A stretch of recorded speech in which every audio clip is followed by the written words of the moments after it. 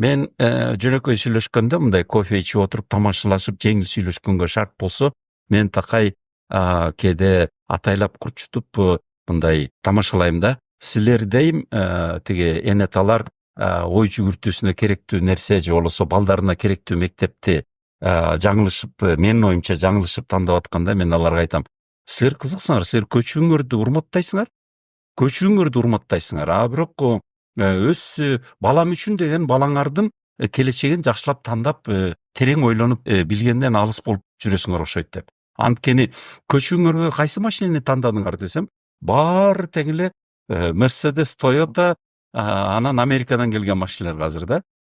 Эми эгерде көчүгүнө татыктуу машинени Жапон, Германия, Америкадан импорт кылып атса, анан ошол көчүгүнө татыктуу жасаган машинени кандай акыл менен жасашты болду экен деп, анда алардын билими, ой жүгүртүүсү, саясатында кандай сыйкырлар болду экен деп изденбейбиз дагы.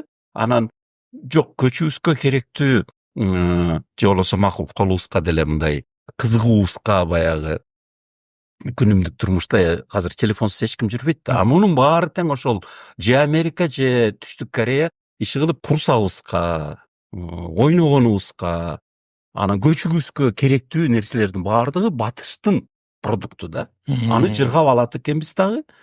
Анан кийин эле калган нерсеге келгенде эле баягы тоту куштай болуп эле үйрөтүлгөн сөздү кайталап эле биз орусча сүйлөгөндө эмеспиздин эмебизчи көйгөйүбүз, проблемабыз. Биз орус тилиндеги пропаганданы кайталаганыбызда да. Анткени ошол пропаганданы жасагандар өздөрүнүн балдарын батыштан жашатып коюшкан.